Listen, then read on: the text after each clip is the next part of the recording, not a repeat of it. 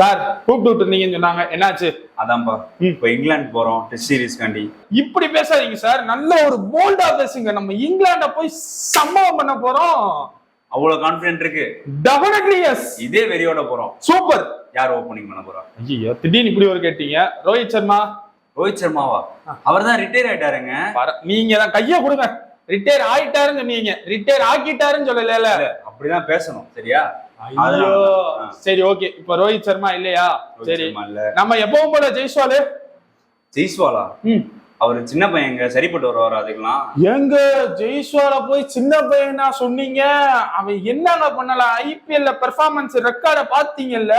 IPL okay தம்பி, test match தானே. யார் இங்கிலாந்து கூட தானங்க அதெல்லாம் சரிப்பட்டு வருவான். அப்படிலாம் இல்லைங்க, இங்கிலாந்துல ஸ்பின்னர்ஸும் நல்லா இருக்காங்க, பேசர்ஸும் நல்லா இருக்காங்க. நீங்க இப்படி எல்லாம் சொல்லுவீங்கன்னு தெரியும். அவனுக்கும் 100க்கும் எப்படி ஒரு நல்ல ஒரு கோ இன்சிடென்ஸ் தெரியுமா? அவன் இறங்கினாலே 100. முதல் மேட்ச் டெஸ்ட் டெபியூட் ஆனா 100, வெஸ்ட் இண்டீஸ்ல அங்க இறங்கினா 100, ஆஸ்திரேலியா போனா 100. வேற எந்த ஊரு உங்களுக்கு எந்த ஊர் பிடிக்கும்? அந்த ஊர்லயே 100. நீ வெறும் செஞ்சுரிஸ் மட்டுமே பேசிட்டு இருக்கப்பா.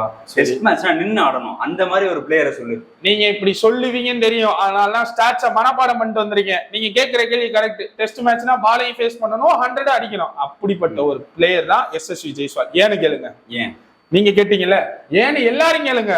ஏன்னா ஃபர்ஸ்ட் அவர் டெஸ்ட் மேட்ச் டெபியூட் ஆனார் தெரியுமா? அதுல எத்தனை பால் பிடிச்சிருப்பாருன்னு நினைக்கிறீங்க? ஒரு குத்து மதிப்பா?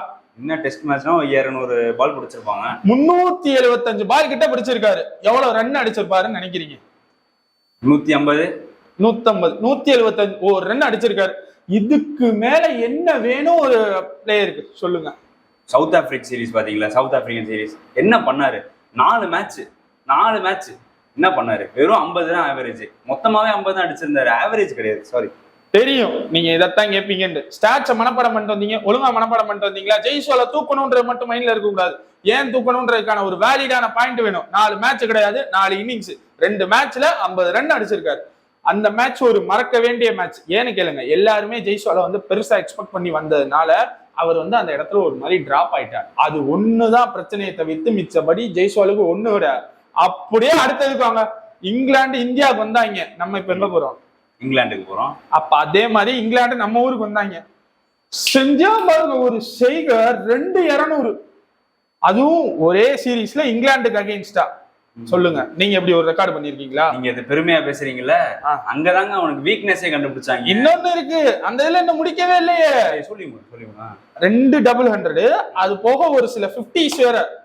மொத்தமா எவ்வளவு அடிச்சாருன்னு பாருங்க. இருங்க, ரெக்கார்டோட எடுத்துட்டே வந்துட்டேன். உங்ககிட்ட எல்லாம் பேசுறதுக்குலாம் ரெக்கார்டு தாங்க வேணும். எங்க எழுதிருக்கீங்க? நீங்க தானே எழுதுறீங்க. எங்க எழுதுறீங்க?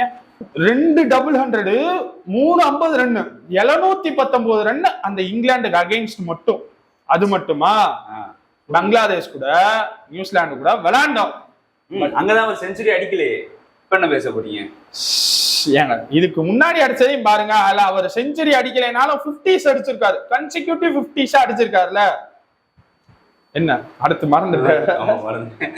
அடுத்து பிஜிடி, பார்டர் கவாஸ்கர் டிராஃபி. இதே நம்பிக்கையில நீங்க பார்டர் கவாஸ்கர் டிராஃபி கூட்டு போனீங்கல்ல, இதான் உன்னோட டைலாக். அதேதாங்க, இதே கான்பிடன்ஸோட பார்டர் கவாஸ்கர் டிராஃபி போனீங்க. கரெக்டா ஞாபகம் இருக்கா?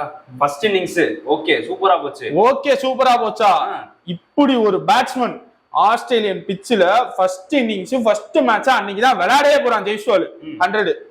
அப்பதானே ஸ்டார்க்க மெதுவா போறேன்னு சொல்லி கேட்டான். ஸ்டார்க்க வம்புக்குள்ள தாளுங்க, எங்காலு சும்மா கிடையாது. ஸ்டார்க்கே போய் என்னடா பால் மெதுவா வருதுன்னு போடுறான்னு சொன்னான்.